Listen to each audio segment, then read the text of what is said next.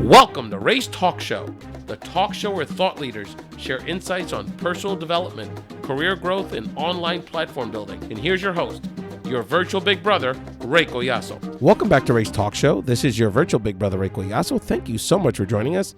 You can catch Race Talk Show anywhere. You can download a podcast, including iTunes, Stitcher, Google Play. A homie of mine reached out and sent me a message that he was checking out Race Talk Show on his TuneIn app. SoundCloud, Spotify now, so there's no excuse. You can always check us out anywhere. You can listen to a podcast, and of course, check out all of our content, including our podcasts, our Race Talk shows, videos, audios, all kind of stuff. All of our content is at rayspodcast.com. That's RAYS podcast.com. Again, thank you so much for joining us, and this is a great episode of Race Talk Show. I'm so excited to release it because this was a historic conversation that took place between myself, a great friend of the show, and one of our great podcast partners in the space, Felix Montelara from the Potencial Millonario podcast. And we essentially teamed up at the Hispanicize Conference to connect with some great Latino content creators. And in the case of this episode, myself and Felix actually interviewed Cindy Rodriguez and Nathalie Farfan from the Morado Lens podcast. And these Latinas have really taken the podcast game to the next level.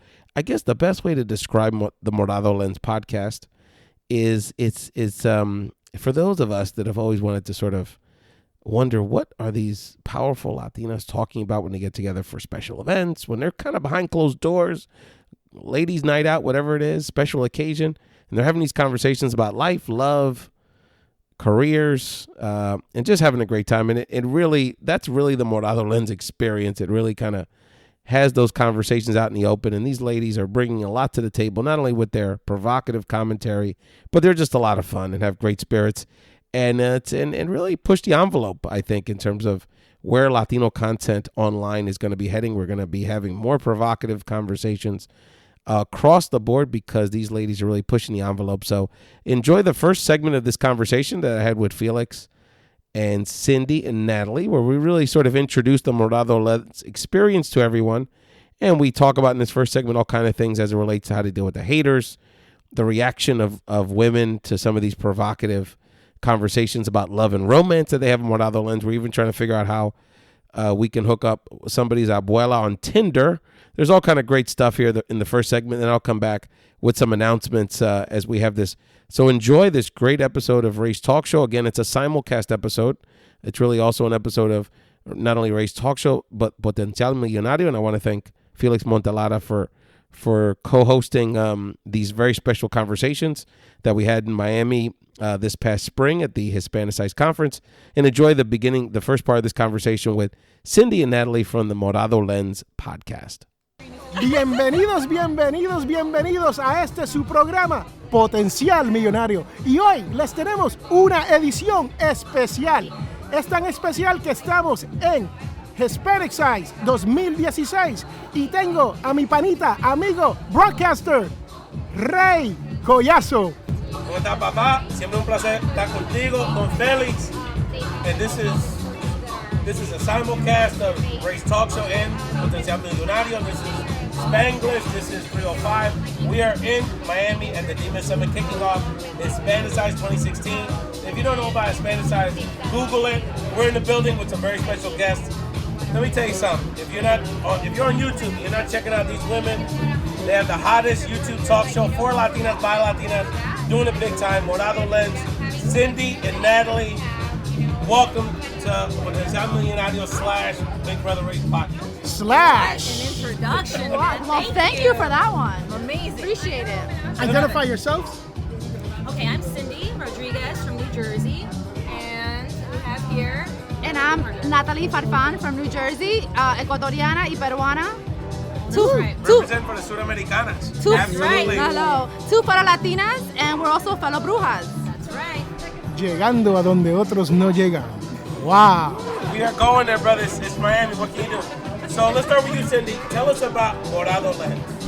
Morado Lens is a hot podcast about brujeria, sex, love, culture, just talking about everything that people are afraid to talk about. You know what I'm talking about? Like, when it comes to all those conversations you're having with your friends, we want to bring that to the forefront, you know? Like, it's just not happening as much as it should be. And we want you to walk away empowered, inspired, and everything. And we want to tap into your subconscious. So everything you think and don't want to talk about, we want to bring that and make it a conversation that's organic, engaging, but ultimately it's from a feminist approach. So we're about empowering women so that they are comfortable with everything that they're a part of, being a fellow bruja, being sexual, liking dildos, not liking dildos. I mean, everything goes in this podcast. As you can hear, we're going to go there, but before we go there, Ms. Nathalie. Did we just go there? Yeah, we went and surpassed it. It's there. We're in I think we're in Homestead by now. We're past Miami right now. Este programa no será apto para menores. Absolutamente. Hide your kids. So, Cindy, to answer your question, why? Let me see if you agree with this statement. So one of the things when I have Latina super women on my show, the Race Podcast, is that a lot of times Latinas feel like very constricted because they feel this need to be all things to everybody, to be the professional, to be the good Christian woman, to be the mother, to be the to be the wife, to they have this like weight on themselves, like they're holding it down for like everybody, and they're not doing enough to take care of themselves. And part of that is to have the conversations like you're having a Morado Lens. Son como magas. So Yes. are you feeling that, and why do you think Pressure. it's important to have a space like your show so that Latinas can just have a space to just let talk about what impacts them, because we're not putting enough attention to that. Let loose. You already addressed part of the burden. There's no outlet to talk about it in like a healthy, forward way. And then at the same time, you don't have to be everything to everyone. I think once you recognize that and you don't have that burden on yourself, you won't put it on others, and you're gonna like be a better person for you and your family, your community.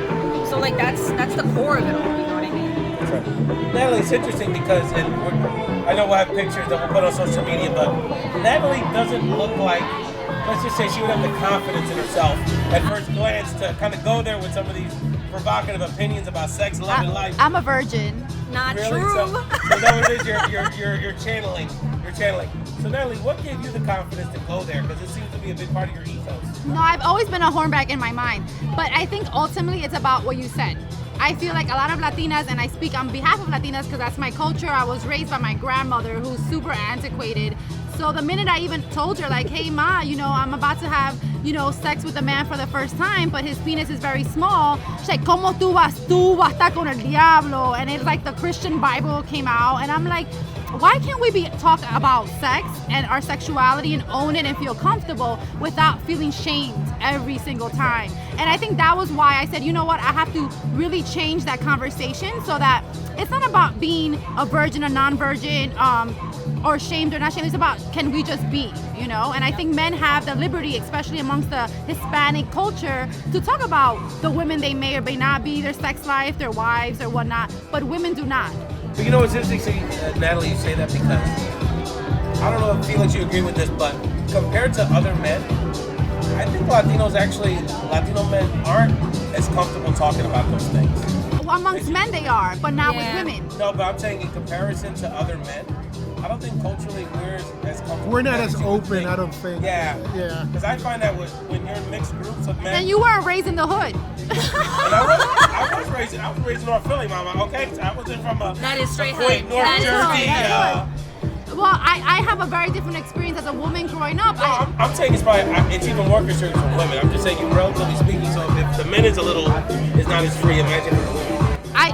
I think that, men, especially in the Latino culture, could be more machista, and therefore they feel comfortable saying, oh yes, I have 2 girls on the side, or I had great sex last night. A woman says it, automatically she's like the S word, and she's like shamed for it, and it's just from my culture, just be raised with boys, Latino men in my neighborhood, it's always is an issue. So whenever I would make a comment like, oh, can women have sex with other men too, and it's okay, and they're like, no, then that she's like a bad person, and and that's where I was like, no, something about this is not right. Like, there's no gender equality in that, and there's no empowerment for the women. So that's where I'm like, I'm a feminist at heart, which doesn't mean exclude men. It means I want to be just as equal as the man and have that conversation. See, I grew up in a home where, like, my mom, the first person she met was the first person she married. So then she was always like, do not do not be like and marry the first guy that you meet, because that's what happened to me, and I don't want that to happen to you. I want you to experience it. She didn't tell me to go sleep around, but she told you to go sleep around. But basically, she was just like, do not just land on the first guy. The only person I could see across the street was your father, and that's who I ended up with. I don't want that for you. So from the get, so from the get, she was just like, please, like, go experience different cultures, different men. I'm still trying to get my grandmother a lover at 72. She's only had one man her whole life. I'm like, Ma, I feel bad for you. We gotta get your grandma on Tinder. She needs a lover. She needs to swipe right and left. We need a Tinder for senior citizens. Yes! For Latinos. It's called Facebook. They're getting it on Facebook. No. That's why Or the nursing home. all their grandkids are going to Snapchat because they're getting Do trolled not by tell their... me that's why my mom's on Facebook. Absolutely. Do not. I don't want to know that. Oh yeah, no doubt. Oh my gosh. What kind of reaction do you get from the ladies, the women that listen to you guys about the sex talk? 'Cause it is excitement. There's so much though. There's like a lot of them, I will say, love it more than we anticipated. Yeah. But we still get shamed by women where they're like, why would you talk about that? Like, it doesn't seem like an appropriate conversation. But I understand they come from a situation where they have not broken that barrier yet. So that's why we're here for. We want them to become comfortable. And anytime I get that kind of like talk, I'm like, okay, well, do you have this conversation with your friends? Oh yeah, duh. And I'm like, well, then this needs to happen in the public. It's like, a normal conversation. So how do you handle these haters that will actually make a comment or something like that when you know you're in the right, when you're trying to explain something from a different point of view, and people just like, you're gonna go to hell, versus. I think hate is motivation. I think hate is doing something good. Yeah, I think that if hate creates a conversation, then we've done our job. We're engaging people. I think the minute that nobody talks about what we're discussing, then it becomes like, oh, they're boring. They're gonna be a fad. We want to cause disruption, and so I'm about friendly controversy, and I want to be that throughout my life. I'm ready to take on that on my shoulders and be like, that dirty mouth Latina, cool, I'll take it. But guess what? If that makes you, a fellow Latina, more empowered and more free to talk about your sex life now, then I've done my job as a Latina. My basic rule for all of our conversations that we have is that they're super real.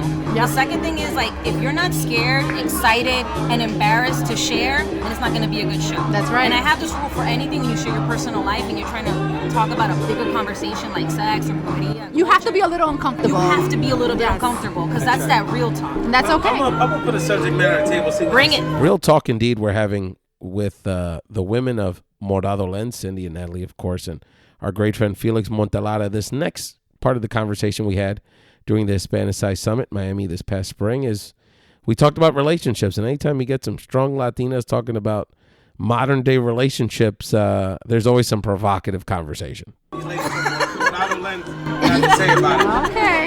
And I'm gonna call out the Latino men right now. Okay. Is that what I find?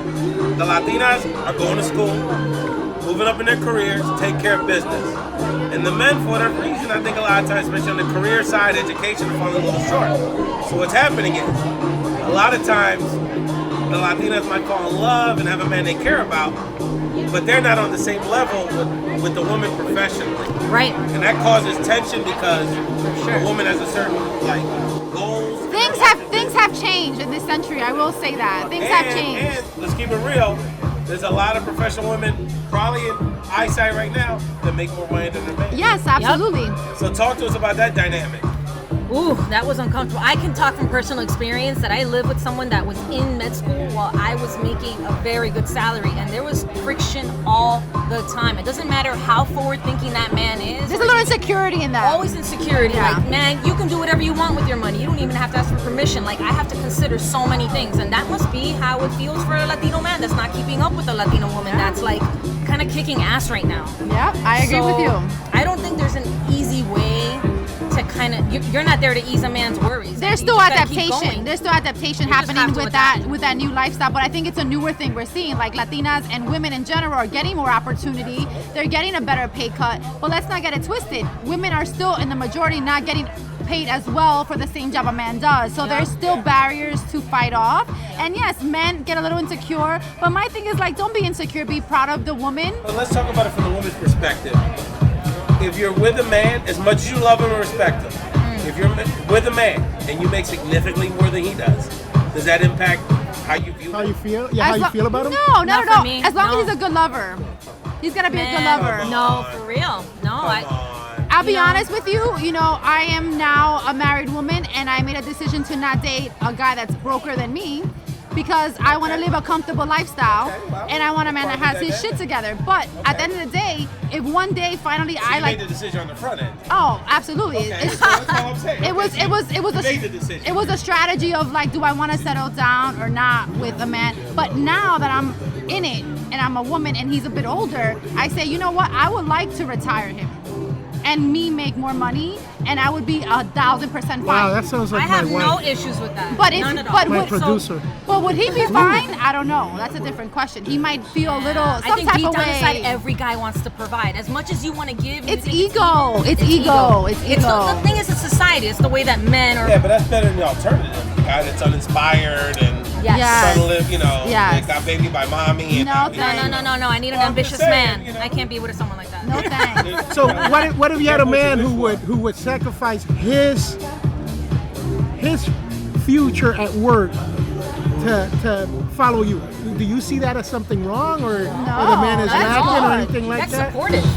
That's something that's actually lacking in homes these days. Especially Latino men. Yes. Especially Because Latino I men. did that. 2007, I took a downgrade at the regular job that I have, and I lost about $40,000 in income just to follow her to a job that in a place that she wanted to be. I think that makes you an The next part of the conversation we had with Cindy and Nathalie from the Morado Lens podcast. I like to call it the Morado Lens experience. It's much more in the podcast, of course. And, of course, that I had with our great friend Felix Montelara. Definitely check out Felix's podcast, the Potencial Millonario, Potential Millionaire podcast, which you can check out everywhere. We'll have in the show notes links to both Morado Lens and the Potencial Millonario podcast. They're definitely some of the most provocative podcasters in the space. Felix can help you, get to your first million or your second million. So he's definitely someone you want to stay close to. And so in this segment of the conversation, which again happened in the background of a raucous reception down in South Beach, representing 305 to the fullest during the Hispanicize Conference, we get real South American. Of course, both our friends Cindy and Nathalie are Sudamericanas, and we talk about some of our great friendly, of course, South American rivalries. We talk about South American celebrities. We talk about who we would pick in the Latino draft. We had some great conversation, which I thought y'all would enjoy. Okay, folks, we are back for the second time tonight on this one lengthy podcast. You think we should edit this, right? No, because Natalie might cut you because she's thugged out. Eat too from the She north is. side. Let me ask you a question. I'm a compassionate thug. See, I like to get South Americans fighting each other. Oh, here we go. Yes, the ceviche is better in Ecuador. No. Let's keep it real. They add some crazy tomato sauce to that joint. It is not real ceviche. It sucks. It sucks. Sponsors have been amazing. You said Natalie. Audience strategies. You certainly have a better soccer team, that's clear.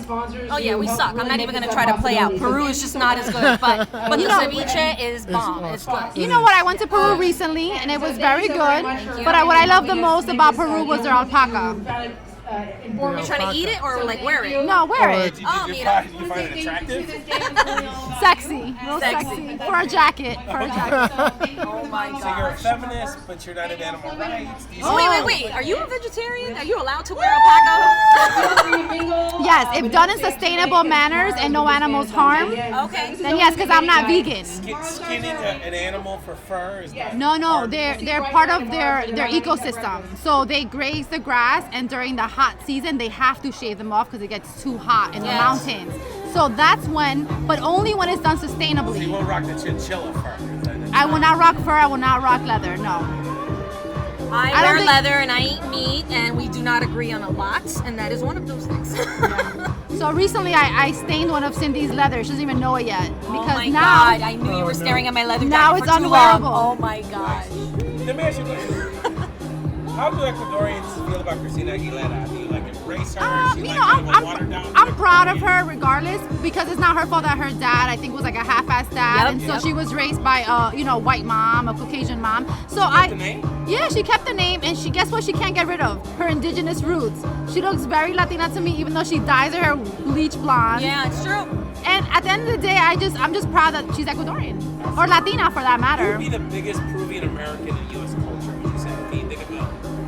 We got a famous Ecuadorian. Can we think of a famous Peruvian? I can think of one. Oh man! Let's see if the Peruvian can think of one. Exactly. Okay. Pride Okay, in hold up. Give hold her- up. Think of one Not a Peruvian- female though. I can't think of a female. One Peruvian celebrity. Give her some more ceviche. She might remember. Oh man! That sounds Look, like I'm a gonna tell you. sexual contract. This is my theory on why there are not a lot of Peruvians in Hollywood. Peruvians so awesome. We don't need to leave. We just stay in our country and chill out. Why do we need to leave? Benjamin Bratt. Yes, He because won. it is such a rich country. Now what her Benjamin name Bratt like? is Peruvian. Oh yeah. Yeah, that's what I was thinking. He's half Peruvian. Yeah, but- you saw those cheekbones? Those cheekbones. What are happened to his Peruvian. last name? That's so not No, white. he's like Native American, white, and Peruvian. Oh, okay. Yeah. He was He's Peruvian. He came from So he's got a slither of Peru. slither, half Peruvian. but he owns it. He owns it. That's good. Come on. We need more. That's the point. We need Can we think of more. one more Peruvian celebrity? Can we think of No, you know I don't like this question because he has an answer, and I'm not I feeling. think no. I actually, honestly, You do Benjamin- not? I'm done with Benjamin You're Bratt. done? I think Rico Suave was Peruvian. Oh, I don't know if you want to own him. I think he was Equa/Colombian. I think he was. Oh, very cool. I don't know if Nathalie would take him in like the Latino Hey, folks, draft. Google That would not that while happen. we're here. Nah. We'd be like, just throw that one back. Rico, I'm sorry, I'll dance Rico. to him. I don't know if I'll take him on my That team. freestyle was good then. I don't know about now, but you know the next celebrity Peruvian has to be Cindy. Then you gotta make it happen. That's a lot of pressure, but I'll do it. Cindy, you could become the most famous Peruvian in the United States. And that's both of you, actually. I mean, Christina, you could overtake Christina. You could be number one. As long as they don't put me to Felix sing. is tough. It's like Just don't ask Nathalie to sing, okay? If That's I not can her pass Mark thing. Anthony, As long as I don't have to sing, I could be Christina Aguilera. It's Yeah, but you true. can talk about I all think this you other can do good it. stuff. Yeah. Raunchy women, it's very marketable. I mean, think about it. Sandra You think I'm Summer. raunchy? I thought I was really like low Bold. key. I was going bold here. Yeah, No? Raunchy is like, Edgy, I mean, have you want a Edgy? friend? He took it to the other It's all extreme. good. he took it to Word usage he is took very it to the important. dark side. Blue is big business. I think Okay. I'll do something. Extreme, bold. I like to be bold and fierce. Yeah, there you go. That's my hashtag. Be I bold think, and let me fierce. ask you a question. What is the next step after Morado Lens? Because what I envision is a reality show. You know, people try to come to us with that. I don't know if that's where we want to Oh, go. she's already gotten offers. I like how she just rolls with it. I love it. But the thing is that could be borderline cheesy if it's not done right. So I think for now, we just launched Morado Lens. We want to really test the market and become these women behind content and creating this content for all our fellow Latinos and Latinas. And then from there, actually, my next step, and I was telling Cindy, I'm like, let's do merch. Oh, that's happening. That's totally and doing happening. cool Morado slogans. Like, you called me a thug before. I could do a cool Morado Lens shirt that says compassionate thug. Yep. So I think merch is another distribution outlet, but I think Morado Lens is still our baby. So we just gave birth to it, so we're like breastfeeding it. Yeah, man, we're kind of hood and kind of classy. I mean, that's just what we In the final part of our conversation with Cindy and Nathalie from the Morado Lens podcast, they reveal truly how we can all tap into our inner Bruja. Need I say more?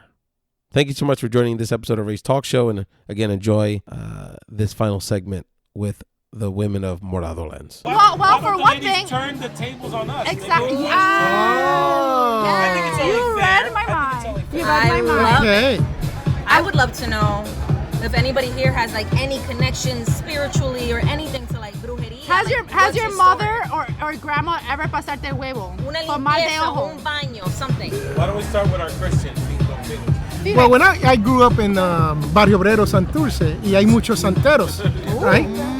So I went to a lot of the santeria, I don't know what to call Ceremonies. it. Ceremonies. And I saw a lot of what I considered at that time were very weird things, you know. They did sacrifices of animals and stuff like that. So I kind of found it odd, but I went just to see because I'm the type of person that I've probably been to every possible religion, cult, or way of worship that's a little bit different, and I've done it because I want to learn about it.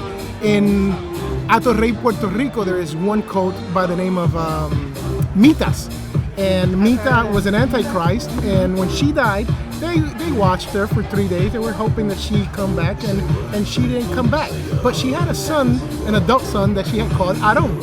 So after 4 or 5 days of people observing to see if Mita was ever going to come back as their, I guess, Christ, she did not do it. So Aron got in front of the pulpit and he said, Mita ha resucitado en mí. Yo soy Aron. Oh Isn't my that God. great? Oh my god. Isn't that great? That's great marketing. Oh my god. So I've witnessed a lot of stuff that a lot of people haven't ever seen when it comes to that. But I did it with the open eye of hey, experience this and learn from it and see if there's something there for you. Curiosity. Right.